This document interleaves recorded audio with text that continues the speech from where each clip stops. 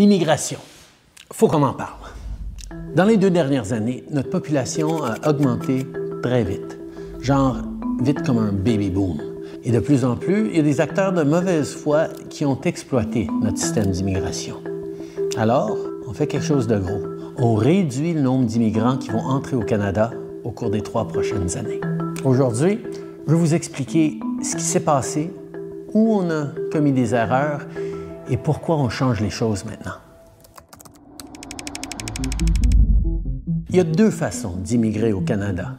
Celle qui vous vient probablement en tête le plus souvent, c'est l'immigration permanente, quand une famille vient au Canada pour s'y installer et y faire sa vie. Chaque année, le gouvernement détermine le nombre de résidents permanents qu'il veut accepter.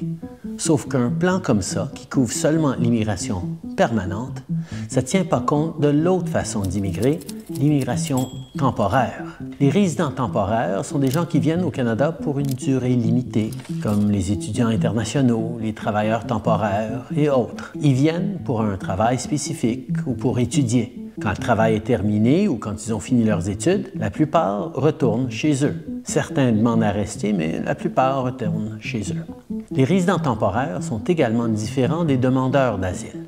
Nous évaluons leurs demandes et les acceptons s'il s'agit de véritables réfugiés, mais nous les renvoyons dans leur pays s'ils ne le sont pas. Et nous avons créé de l'espace pour les réfugiés dans notre plan d'immigration. Mais là aussi, on a vu des gens essayer d'abuser le système et on s'y est attaqué en fermant le chemin Roxham. Mais maintenant, revenons à notre plan pour l'immigration. À travers l'histoire, on laissait les besoins de l'économie déterminer le nombre de résidents temporaires qu'on acceptait à chaque année. Ça représente une petite partie de notre population, alors habituellement, on n'en tient pas compte dans notre plan d'immigration annuel à long terme. Mais après la pandémie, notre économie a rebondi très rapidement, alors on a eu besoin de beaucoup de travailleurs très vite. Consacré aux vraies raisons de la pénurie de main-d'œuvre. La proportion de travailleurs étrangers temporaires dans notre main-d'œuvre est devenue tellement importante que ce serait une erreur de ne pas en tenir compte dans notre planification. Alors, cette année, c'est ce que nous avons fait pour la première fois. On a un plan qui prévoit des cibles pour les résidents permanents et pour les résidents temporaires. Comme ça, on a le portrait complet des gens qui viennent au pays et on peut s'assurer d'avoir les logements et les infrastructures nécessaires pour les accueillir. Quand on fixe nos cibles, on regarde chaque province et territoire, on demande au premier ministre « C'est quoi vos besoins en matière de main-d'œuvre? Est-ce que votre population augmente ou vieillit? » On reçoit des appels d'entreprises, de PDG, d'experts de l'économie qui nous donnent leur point de vue sur où on devrait mettre nos cibles. We've had a chronic shortage of labor for the last decade. It is the #1 issue of all manufacturers across Canada. So we think there needs to be more, push the pedal to the floor to bring more people into Canada because. On a fait une entente avec Ottawa sur le programme des travailleurs étrangers temporaires parce qu'on a facilité l'accès aux travailleurs étrangers temporaires dans le secteur manufacturier. Chaque secteur veut des choses différentes. Mais après la pandémie, ils avaient tous le même message. Après 2 ans avec les frontières fermées, il nous faut plus de travailleurs vite. Alors, on a fait venir plus de travailleurs. Et ça a été le bon choix. Notre économie a connu une croissance. Les restaurants et les magasins ont rouvert leurs portes. Les entreprises ont passé au travers et surtout, malgré les prédictions de beaucoup d'économistes, on a évité le pire des scénarios, une récession. Mais il y en a qui ont vu ça comme une occasion de truquer le système. On a vu beaucoup de grandes entreprises le faire. The government says the program has been used to get around hiring Canadian workers in some instances. Et beaucoup trop de collèges et d'universités se sont servis des étudiants étrangers pour augmenter leurs profits. There are the diploma equivalent of puppy mills that are just churning out diplomas. There is fraud and abuse, and it needs to end. Parce qu'ils peuvent leur facturer des dizaines de milliers de dollars de plus pour le même diplôme. Mais on sait aussi, il y a de ceux qui exploitent carrément le monde. Ils recrutent des travailleurs ou des étudiants temporaires, ils leur promettent des emplois, des diplômes et des voies faciles vers la citoyenneté, des promesses qui se réalisent jamais. Avec le recul, quand notre gros rebond économique d'après-pandémie s'est terminé et que les entreprises n'avaient plus besoin de la main-d'œuvre supplémentaire, comme équipe fédérale, on aurait pu agir plus vite. Mais c'est ce qu'on fait aujourd'hui. Now, it is time to make the adjustments to stabilize the immigration system that we need and get it working right for Canadians for right now. L'immigration relève surtout du fédéral.